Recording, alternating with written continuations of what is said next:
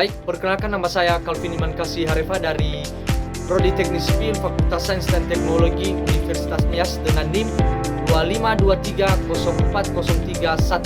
Di sini saya ingin membuat video dengan maksud dan tujuan untuk memenuhi tugas mata kuliah Pancasila, di mana saya ingin mereview kembali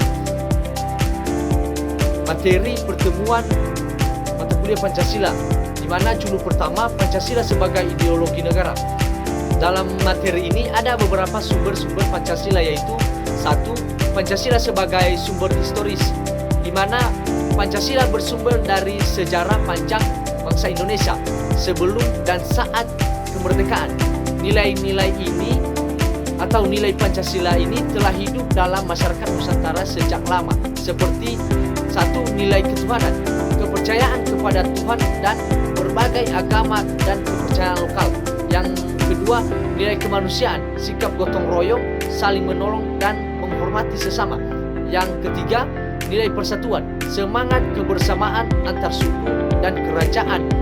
Yang keempat, nilai musyawarah, tradisi rembuk desa, musyawarah adat. Dan kelima, nilai keadilan sosial, pembagian hasil bersama dan kepedulian sosial. Yang kedua, Pancasila sebagai sumber sosiologis. Pancasila bersumber dari realitas sosial dan budaya masyarakat Indonesia. Nilai-nilai Pancasila mencerminkan kehidupan masyarakat Indonesia yang pertama, majemuk atau suku, agama, dan budaya. Yang kedua, menjunjung tinggi kebersamaan dan gotong royong. Yang ketiga, mengutamakan harmoni daripada konflik. Yang ketiga, Pancasila sebagai sumber politis. Pancasila menjadi dasar dalam kehidupan ketatanegaraan dan sistem politik. Pancasila menjadi dasar pembentukan Undang-Undang Dasar tahun 1945. Yang kedua, menjadi pedoman dalam menyelenggarakan pemerintahan. Dan ketiga, menjadi sumber dari segala sumber hukum negara. Dalam kehidupan politik, demokrasi Indonesia adalah demokrasi Pancasila, bukan liberal, murni atau otoriter. Kekuasaan negara dijalankan berdasarkan nilai 1. Nilai kemanusiaan, nilai persatuan, nilai musyawarah, dan nilai keadilan. Argumen tentang dinamika dan tantangan Pancasila sebagai ideologi negara. Yang pertama, pengertian umum. 1. Dinamika Pancasila berarti Pancasila bersifat hidup dan berkembang, menyesuaikan diri dengan perkembangan zaman tanpa kehilangan nilai dasarnya.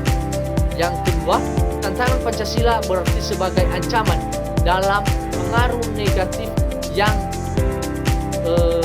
telah melemahkan nilai-nilai Pancasila dalam kehidupan berbangsa dan bernegara.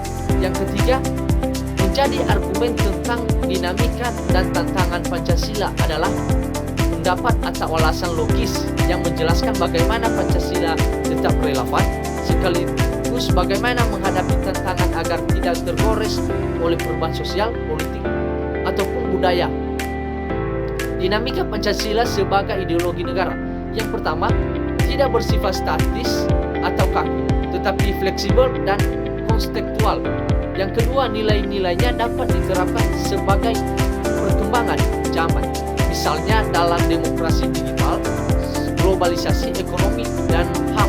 Yang ketiga, tetap menjadi pedoman moral, politik, dan hukum, meskipun bentuk penerapannya bisa berbeda dari masa ke masa. Tantangan Pancasila sebagai ideologi negara. Yang pertama, globalisasi dan budaya asing yang dapat mengikis nasionalisme. Yang kedua, radikal dalam intoleransi yang bertentangan dengan nilai kemanusiaan dan persatuan. Yang ketiga, krisis moral dan korupsi yang bermodal keadilan sosial. Yang keempat, kemajuan teknologi informasi yang memunculkan informasi ala perpecahan.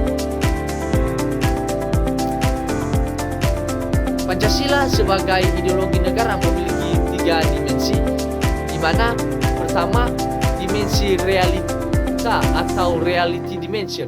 Makna umum dimensi realita menunjukkan bahwa Pancasila bersumber dan berakar dari realitas kehidupan bangsa Indonesia.